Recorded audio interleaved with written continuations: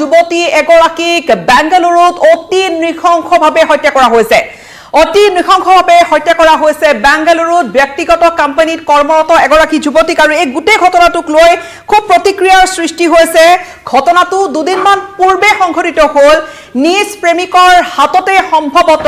এইগৰাকী মায়া গগৈ নামৰ যুৱতীৰ মৃত্যু ঘটিছে।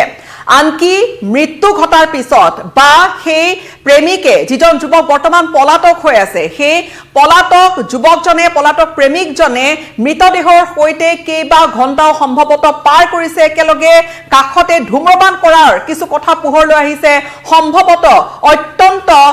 যি ঘৃণনীয় ঘটনা আমি বহুবাৰ দেখিছো যে সংবাদ শিৰোনাম দখল কৰিছে, য'ত মৃতদেহ হয়তো টুকুৰা টুকুৰকৈ পেলাই দিয়া হয়। হয়তো তেনেকুৱা ধৰণৰ এটা পৰিকল্পনা কৰিছিলে এইজন প্ৰেমিকে, কিন্তু সম্ভৱত শেষ মুহূৰ্তত সেই যি পৰিকল্পনা ত্যাগ কৰিলে আৰু তাৰ পিছত কেব এখন বুক কৰি কেৰেলাৰ যুৱকজনে পলায়ন কৰিছে। যুৱকজনৰ নাম এই মুহূৰ্তত পোহৰলৈ আহিছে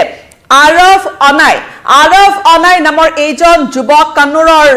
নিবাসী, কেৰেলাত থাকে, কেৰেলাত ঘৰ, কিন্তু সম্ভৱত বেংগালুৰুত থাকিছিলে। বৰ বিশেষ কথা পোহৰলৈ অহা নাই, কিন্তু আৰক্ষী নামি পৰিছে, বেংগালুৰু আৰক্ষীয়ে নামি পৰিছে এতিয়া অভিযানত, কিয়নো অত্যন্ত শিহৰণকাৰী ঘটনা এটা এপাৰ্টমেণ্ট, এটা চাৰ্ভিচ এপাৰ্টমেণ্টৰ ভিতৰত যুৱতীগৰাকীৰ মৃতদেহ উদ্ধাৰ কৰা হৈছে আৰু চোকা অস্ত্ৰৰে আঘাত কৰি, চোকা অস্ত্ৰৰে হানি খুচি মায়া গগৈ নামৰ অসমৰ যুৱতীগৰাকীক হত্যা কৰা হৈছে। প্ৰথম অৱস্থাত যিখিনি কথা পোহৰলৈ আহিছে যে দুয়োৰে মাজত হয়তো প্ৰেমৰ সম্পৰ্ক আছিল।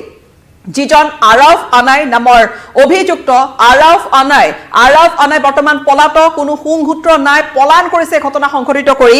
আৰফ অনাইৰ সৈতে সম্ভৱতঃ প্ৰেমৰ সম্পৰ্ক আছিল, হয়তো কিবা কথাৰ কটাকটি হৈছিল, হয়তো কিবা ঘটনা ঘটিছিল, আৰু তাৰ পিছতে সম্ভৱতঃ অতি নৃশংসভাৱে এইজন আৰফ অনাই হত্যা কৰিছে অসমৰ যুৱতীগৰাকী মায়া গগৈ। তেওঁক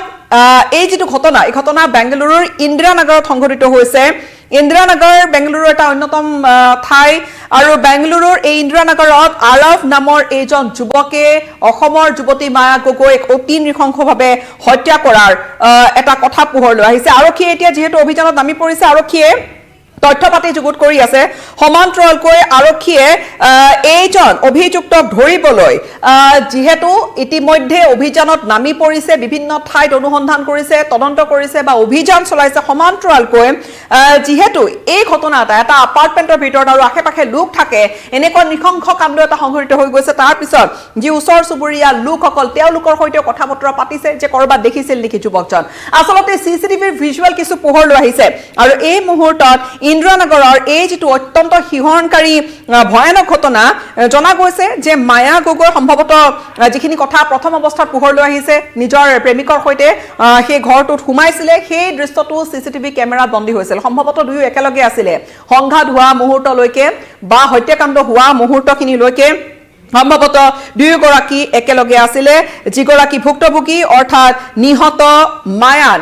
মায়া এটা ব্যক্তিগত কোম্পানীত কৰ্মৰত আছিলে, এখন প্ৰাইভেট ফাৰ্মত কাম কৰিছিল। আৰু আৰফ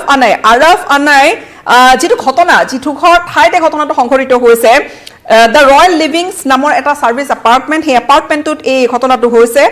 য'ত কান্নুৰৰ এইজন যুৱক আৰফ আৰু মায়া সম্ভৱতঃ মায়াৰ সৈতে অহা যোৱা আছিল আগৰে পৰা বা থাকিছিল। আৰু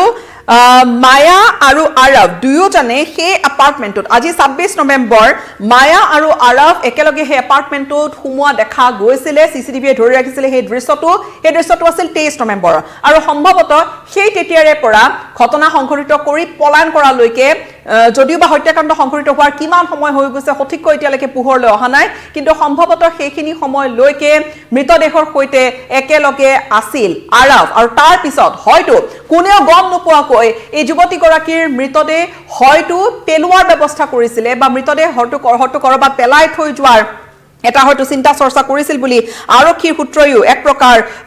প্ৰকাশ কৰিছে। আৰফ আৰু মায়া দুয়োগৰাকীকে একেলগে নৱেম্বৰৰ 23 তাৰিখে সেই ফ্লেটটোত সোমোৱা দেখা গৈছিলে, আৰু তাৰ পিছত সেই মৃতদেহ উদ্ধাৰ কৰা হৈছে। মৃতদেহ উদ্ধাৰ কৰাৰ পিছতে স্বাভাৱিকতে যথেষ্ট প্ৰতিক্ৰিয়াৰ সৃষ্টি হৈছে। অত্যন্ত ঘৃণনীয়, অত্যন্ত ভয়ানক ধৰণেৰে আঘাত হানি মায়া গগৈক হত্যা কৰা হৈছে আৰু এতিয়া প্ৰশ্ন বহুখিনি আহি পৰিছে যিহেতু তাত অঞ্চলত থকা সেই অঞ্চলটোত থকা আশে-পাশে থকা যিসকল লোক তেওঁলোকেও এক প্ৰকাৰে এই ঘটনাক লৈ তেওঁলোকো চিন্তিত তেওঁলোকো উদ্বিগ্নতা ব্যক্ত কৰিছে আৰু প্ৰাথমিক তদন্তত যিখিনি কথা পোহৰলৈ আহিছে ইন্দিৰানগৰ আৰক্ষীয়ে যিখিনি কথা পোহৰলৈ আনিছে যে সম্ভৱতঃ হত্যাকাণ্ড সংঘটিত কৰাৰ অৰ্থাৎ 23 তাৰিখে এই ঘটনাটো ঘটিছিলে 23 তাৰিখে তেওঁলোক সোমাইছিলে আৰু 23 তাৰিখে যদি এই ঘটনাটো ঘটাইছে আৰৱৰ মোটিভ কি আছিল সম্ভৱতঃ এনেকুৱা হ'ব পাৰে যে আৰৱে হয়তো পূৰ্বে পৰিকল্পনা কৰিয়ে একেলগে মায়াৰ সৈতে সেই কোঠাটোত বা সেই এপাৰ্টমেণ্টত সোমাইছিলে তাত সোমালে মায়া তাত থাকিছিল বুলি প্ৰথম অৱস্থাত পোহৰলৈ আহিছে তাত সোমালে তাৰ পিছত এই হত্যাকাণ্ড সংঘটিত কৰিলে এই ধৰণৰ কথা বতৰা বা অভিযোগ উত্থাপন হৈছে আৰু তাৰ পিছতে এটা দিন সম্পূৰ্ণ এটা দিন যেহেতু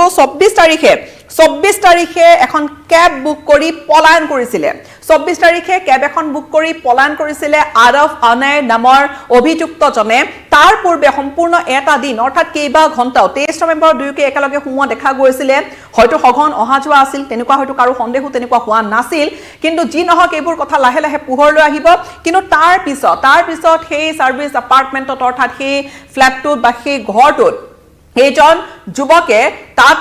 মৃতদেহৰ সৈতে সম্ভৱতঃ এদিন থকা বুলি যেহেতু আৰক্ষীয়ে প্ৰাথমিক তদন্তৰ পিছতে প্ৰকাশ কৰিছে তাৰ পিছত 24 তাৰিখে পুৱাৰ ভাগত এখন কেব বুক কৰিছে সেইবোৰ দৃশ্য কিছু সিসিটিভি দৃশ্য ইতিমধ্যে পোহৰলৈ আহিছে কেব এখন বুক কৰিছে তাৰ পিছত সেই এপাৰ্টমেণ্টৰ পৰা নিৰ্বিঘ্নে ওলাই গৈছে তাত মৃতদেহ পেলাই থৈ গৈছে আনকি আৰক্ষীয়ে এই ধৰণেও সন্দেহ কৰে যে সম্ভৱতঃ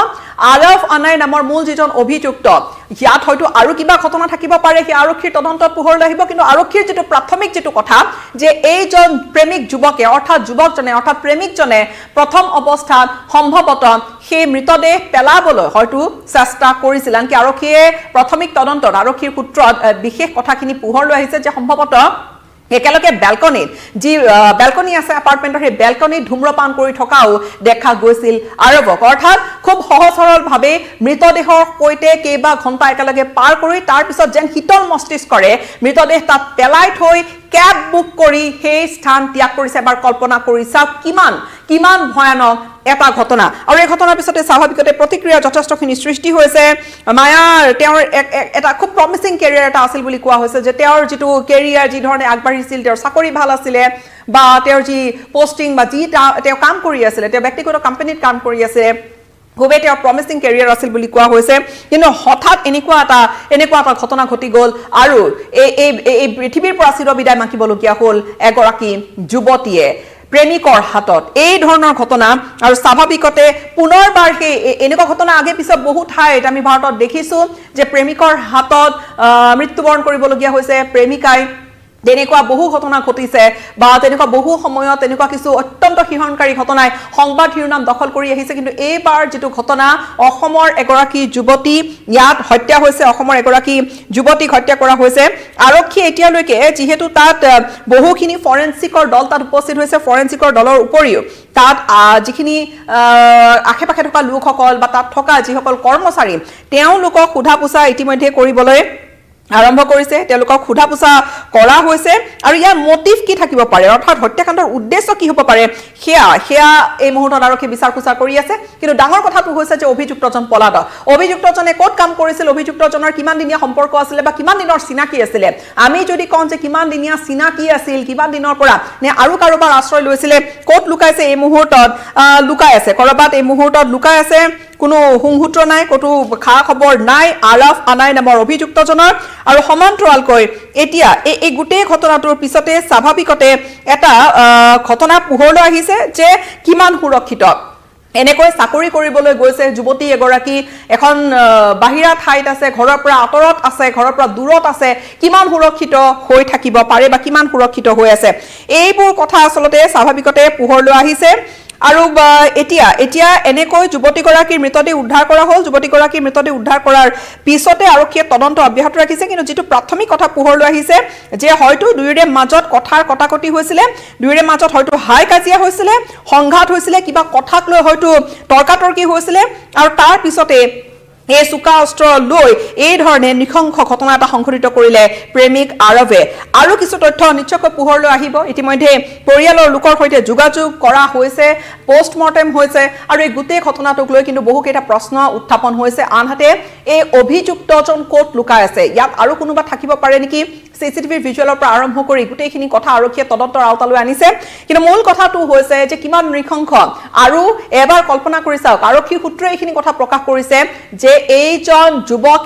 প্ৰেমিক যুৱকে আৰফ আনাই কেৰালাৰ নিবাসী আৰফে হত্যাকাণ্ড সংঘটিত কৰাৰ পিছতে হয়তো হত্যাকাণ্ডৰ মটিভ লৈ সেই ঘৰটোত সোমাইছিল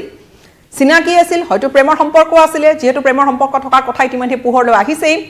হয়তো হত্যাকাণ্ডৰ মটিভ লৈ সোমাইছিলে আৰু নিজৰ কামখিনি কৰি তাত একেবাৰে সহজ সৰলকে সাধাৰণভাৱে থাকি হিতল মস্তিষ্কৰে ভাবি কেব বুক কৰি তাৰ পিছত সেই স্থান পলায়ন কৰিছে সেই স্থান এৰিছে পলাই ফুৰিছে কোনো সংসূত্ৰ নাই আৰু এতিয়া স্বাভাৱিকতে এই ঘটনাক লৈ কিন্তু ব্যাপক চাঞ্চল্যৰ সৃষ্টি হৈছে